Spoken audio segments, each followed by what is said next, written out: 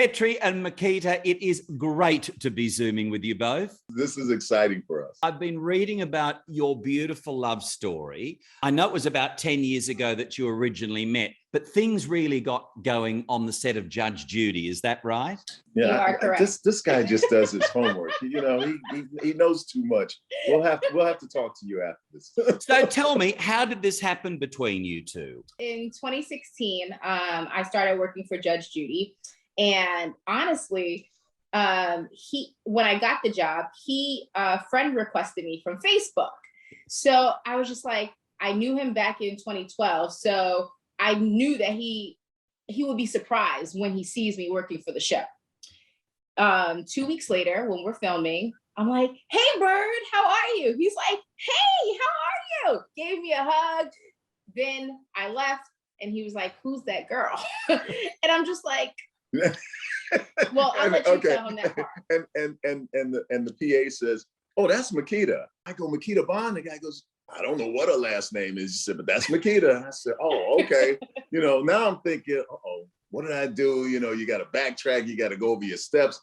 But she came back and we talked, and she's like, hey, don't forget you owe me a drink. I'm like, yes, and I want to pay. And that's pretty much how it started on the job. But we couldn't let anybody know that we were seeing each other because CBS at the time, they frowned upon that type of fraternization. We had to sign a contract once they found out, because they didn't find out for like what, a year? Yeah, for a year. Yeah, and we started dating like 4 months after. So yeah, it was pretty hush hush. But the funny part is hush hush, right? Of course, we're thinking it's hush hush, and meanwhile, everybody probably on the set is going, yeah, we know. That's old news. Oh my gosh! And then you married 3 years ago. We tied the knot, what, 3 times? 3 times. Oh, did you? Yeah. Once on my birthday, again the following March 29th. We got married in New Jersey for our East Coast family. And then we wanted to include our West Coast family who didn't get a chance to go to the East Coast for the wedding. So we did it on May 4th, right, here in Southern California. And it was a We Got Hitch party. Yeah. That is fabulous. Now, Petri, I have to say, you're known to millions around the world, of course, as Bailiff Byrd, Judge Judy's trusty sidekick for 25 years. But step me through your fascinating story on how you first met. I became a court officer in family court in New York. That's where I first met Judge Judy Shineland. I left the job in 1990 and moved out to Northern California. I did a little stint at the U.S. Marshals Service, and then I left law enforcement and became a high school counselor at Monte Vista High School. While doing that, one day I happened to read, the newspaper. I know some of you out there don't know, but that's the thing you open up. It's made of paper. It has ink. So I'm reading Liz Smith's gossip column, and I get to the end of the gossip column, and I notice a name that I know, Judge Judy Shineland. She's written this book, and they're going to develop a TV show for her. I write her a letter. I don't know if you know out there what writing is. It's, you take a pen and anyway. So I actually wrote a letter and faxed the letter off because this was pre-computers. Hang on, what's that word? Fax? Faxed. Yeah. So some of you out there may not know. You take a piece of paper and I send her this letter, and in the letter I'm just congratulating her, and at the end of the letter I was kidding around. I said, hey, if you ever need a bailiff, I still look good in uniform. Well, she had to take my word for it because there was no picture with it. 2 weeks later, she calls me on a landline. There were no cell phones then. She calls me and she says that she appreciates the letter, and she said, you might have been kidding at the end of your letter, but we do need a bailiff. We tried it with a regular actor, and it's an unscripted show, and he just didn't know how to move the way I wanted him to move. She said, and as I recall, you're kind of crazy. And I said, yes, I'm still kind of crazy. She said, well, if you're crazy enough to try this with me, I'll recommend you for the job. Did you two become great friends, or was it strictly a working relationship? It was somewhere in between. I didn't hang with her set, and she definitely didn't hang with mine.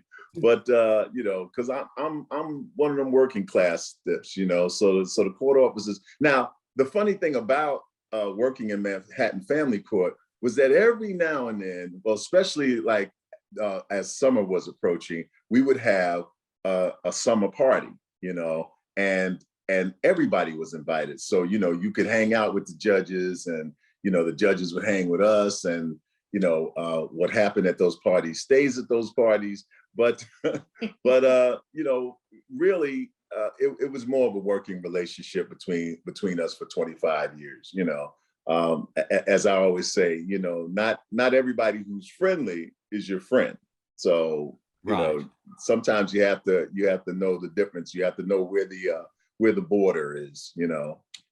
But she did let her famous coiffed hair down at the rap parties, didn't she? Taking to that dance floor and cutting the rug into shreds. Yeah, she did hit that dance floor. She knows. So at every rap party or every Christmas party, the party really didn't start until Judge Judy and I took to the floor. Yeah. So she would come out and she started, you could tell she'd had a little wine and she's ready now to, and of course, who else to pick to jump on the dance floor with you than Fred upstairs. And Makita, of course, as you mentioned earlier, you worked as a producer. What was that like from where you sat? Was she fun to work with? Was she a little ferocious? Did you sometimes feel a little intimidated? Honestly, she didn't really coexist with the producers. But she liked me, and I wasn't afraid of her like everybody else on the set. So I'm a New Yorker. I naturally just want to talk. Yeah. So yeah, like I had a great relationship with her, but not many could say the same. The thing about you, Petri, is you made her laugh, didn't you? Whereas other people couldn't make her laugh. You had this incredible knack to be able to get under her skin and make her truly, honestly laugh from inside and out. She liked my sense of humor. Plus, she, one of her favorite memories, and one of mine too, was one time she came back from lunch early, and she walked in to see this large black man sitting in her robe with her glasses on, doing what she called a scathingly accurate impersonation of her. Whoops. Now, from my point of view, it was like this. I'm going on it. Oh, excuse me, counselor. I'm a truth machine. Did I ask you anything? And I'm going, and everybody's laughing, and all of a sudden they stop laughing, and all eyes shift to my left. And I just looked over and I went, "You're in the doorway, aren't you, Judge?" "Okay, no problem. You don't have to fire me. I quit." And I got off the bench. I put a robe on, and I took her glasses and put them on. I hope you have a nice life. Bye-bye. You and Judge Judy had the most amazing chemistry. You were like Laurel and Hardy. It was quite incredible. I remember the first time it happened. It was one of our first cases. It was the first day, and she, some guy was telling her something. He was feeding her a line about something, and she kind of looks at me and she goes, "SODDI." And so I just looked back at her and I went, "Yeah, some other dude done it," and right. And so the audience laughed. They were laughing I understand they were laughing in the control room, and so they came to me afterwards and they said, "Hey, let me ask you something. Did you and the judge rehearse that?" I go, No, that's just the Brooklynism that we both know. I said, and he said, "Well, do you plan to talk to her all the time?" I said, "If she talks to me, I'll talk to her. That's how this works, And from then on, I was called back into the office and it was like, "Okay, we had you at another pay level. You're going to be a principal player now." I was like, "Okay, thanks." Makita, were you a fan of the show before you went to work on the show? I actually was, and my mom was even more of a bigger fan. And then when I met him in 2012, I saw him in his uniform because we were on the same lot, but not on the same show. But I saw him in his uniform and was like, oh my God, my mom likes you. Oh my God, can I take a picture? Sure, kid. Chicks dig the uniform. And I had to show him that picture, like, what, in 2018? Because you know how Facebook actually, like, has memories and stuff? Yep, so and round they roll again. Yes, so it popped up and I was like, thank you. And I showed it to him. Because I didn't remember. He didn't remember anything. It was very bad, man. Yeah, but it's okay. So many cases flew through that courtroom. But do you remember maybe the weirdest or the craziest that you were party to? My favorite case is the shortest case. It's on YouTube. You know, you guys can check it out. Just put in Judge Judy's shortest case. But it's the case we're just standing up there, and it's a young lady who is suing the defendants for having stolen her, having stolen her purse. And, you know, so the judge said, well, you know, what was in your purse? And she's like, you know, well, my phone, my car keys, you know, like $60 in cash or something like that. And one of the defendants goes, there was no $60 in there. And the judge just looks at me, and we just stare at each other, and the judge goes like shooting fish in a barrel. I went, exactly. You know? We laughed at that one. And then there was the time that B. Arthur was a witness on a case that we had. I just remember standing there watching her going, Maud. You know, I'm standing up the entire time going, thank you for being a friend. You know? After 25 years of tremendous success, and of course, Judge Judy became America's highest paid TV personality, she brought that gavel down on her own show. Why did she do that? I understand that the honeymoon between her and CBS was pretty much over. That I can only venture a guess at this. The other thing is that she was sharp enough to have bought the catalog, 25 years of shows, okay, and then sold them back to CBS at a profit, okay, at probably like twice what she paid for them, and said, well, okay, you know, so CBS's position was, well, we have 25 years worth of you, and if nothing else, you know, we'll be watching these for years. It's like I Love Lucy reruns, you know. Well, pretty much that's going to be the same thing with Judge Judy. She's such a phenomenal presence, such a phenomenal icon, a talent, you know, that people are going to be watching for years just to hear her say the things that she said. But she's now gone on, and she's on a streaming service, and she has her Justice Judy show, which sadly doesn't include you. You know, your fans were rightly furious that you were not along for the ride on the next Judge Judy adventure. Did that hurt you, Petri, a little that you weren't included in her new life? After you do 25 years of anything, you know, after a while, it can get to be like, I'm not looking forward to doing 25 more years of it. So that wasn't the part that bewildered me or bothered me at all. I think it was not being included in on what you plan to do, even as a coworker or as a friend. You know, yes. You know, I mean, you know, my mailman is a nice guy. You know, I figured we're close enough that if next week was his last week being my mailman, he might say something, he might mention it, you know. And if I'm standing 3 feet away from you for 25 years, you know, a stone's throw, if you will, I figure you can let me know what it is you plan to do. That may be the only part that bothered me, but yeah, you know, she's absolutely entitled to do exactly what she wants to, and if she wants to take her show in a new direction and get a bunch of useless people with her, I mean, no, I scratch that. I meant to say a bunch of useful people.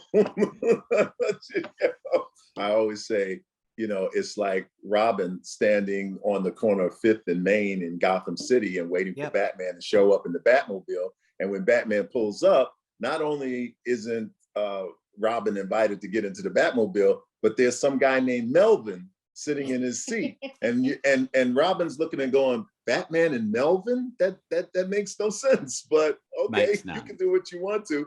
And then Batman looks and goes, oh yeah, by the way, leave the keys to Wayne Manor and the Batcave on your dresser and take the tights. They're yours, Anyway, look, I mean, one door slams shut, another one opens, and that's happened to you. But I also want to point out that this whole situation with the end of Judge Judy and essentially your involvement with her show came at a really bad time because Makita, you were dealing with brain cancer. Yes. So a month before we actually wrapped up the show, what was it, March 8th? March 8th. Yeah, I had my very first seizure. And only. Thank you. Thank you, God. But yeah, I found out that I had a brain tumor and I was to be operated on April 16th, the day before. The day after. The day after, yeah. The last day of taping of Judge Judy. Yeah. So we ended April 15th, ended 25 years of taping. And the very next morning, she had surgery to remove the tumor. Yep. How did you kind of get through? Where did you keep your focus? So I just trust in God, and I'm just like, all right, I have this for a reason. You're telling me to, like, I'm a New Yorker, so we work really hard and you just keep going and going and going. But God said, you need to take a break, and I didn't want to take a break, so He told me. So He broke it for you. Yeah. You have absolutely turned sour old lemons into the sweetest of lemonade because Makita, you battled brain cancer and you won. Yes. And you two together now are working on a really inspiring, quite fabulous project, which is Bonding with Byrd. Tell me about that. So it actually started during the pandemic when we were on lockdown. And we have so much fun together, period. And it was just— Oh, really? You can't tell.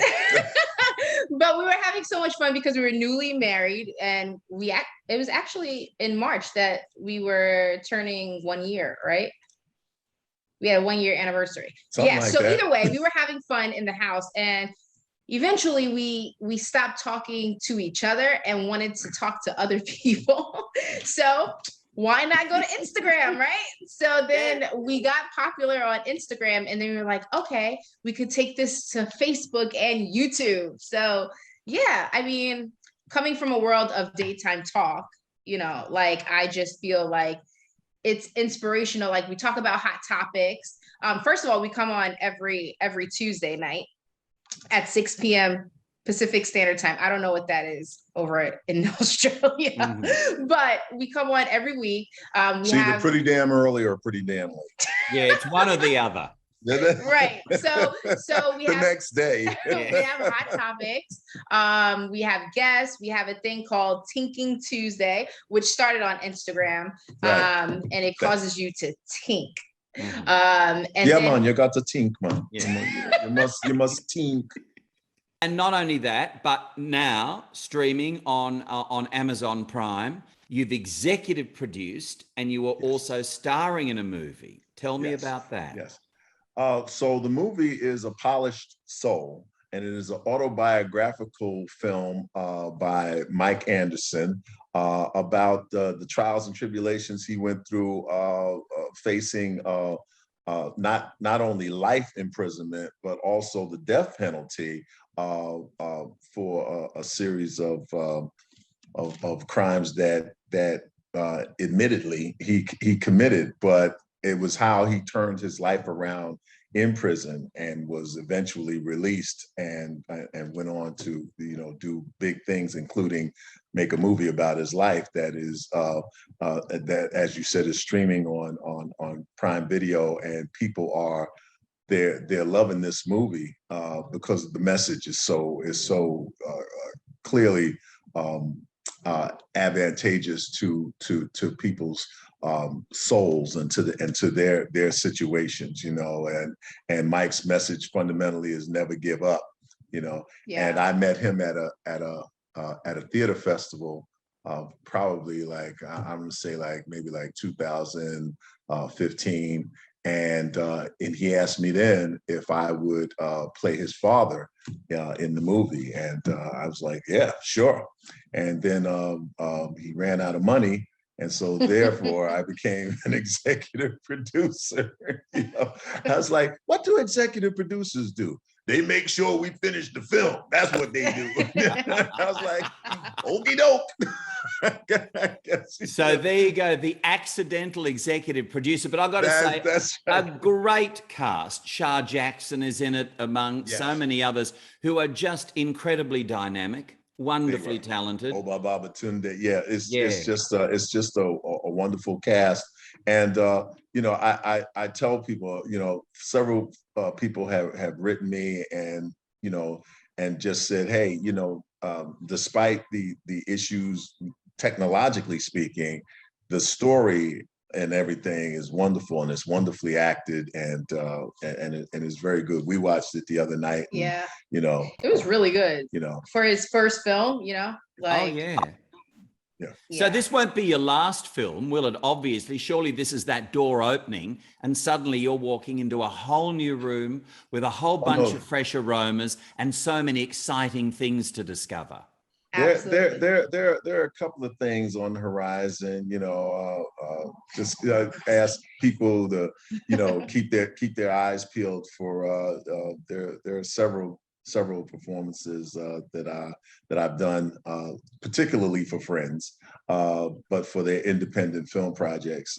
And you know, you never know. I always tell Makita, you never know how things are going to wind up. You know, you could do a small role for some student filmmaker, and that could be the next Spielberg. You know, and correct. So, you know, you do it for the love of it. You know. There is talk going around that at some point in time recently, you were approached about possibly, maybe, being a judge in a new TV court show. Is there anything to that rumor? We are in negotiations and talking with some folks about developing that. I came up with the idea fundamentally. And it's a judicial show, but it has a little different slant on it, you know.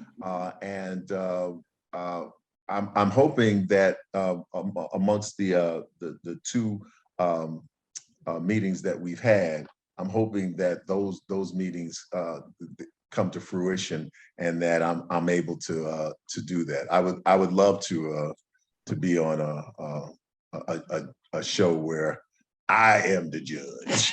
I agree. And what about this, Makita? If maybe you could be the new Bailiff Byrd.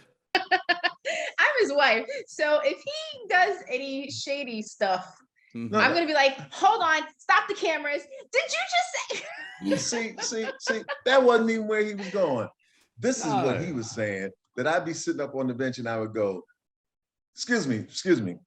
If you could just hold that thought, can I see the bailiff in my chambers for a moment? But I would love to executive produce his show. I do well in producing, so that's my niche. So she be behind the scenes, yeah. And we each running our lane. But when she's in front of the camera, she's just as much of a delight. So you know. I know she's in your past life. I think that bailiff. I think that bailiff thing. I think that she can do both. I think that she can produce. There's no talking.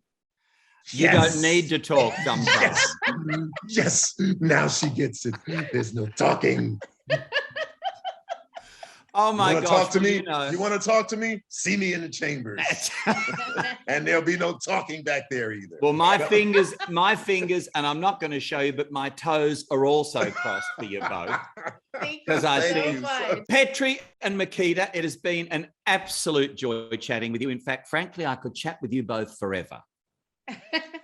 So could we. Thank you for This having us. This was fun so much. Well, if you love that chat with Petri and Makita, you know what you can do. You can hit that subscribe button. Yep, it's just down there. That way, you'll have access to loads more similar interviews. Look forward to seeing you soon.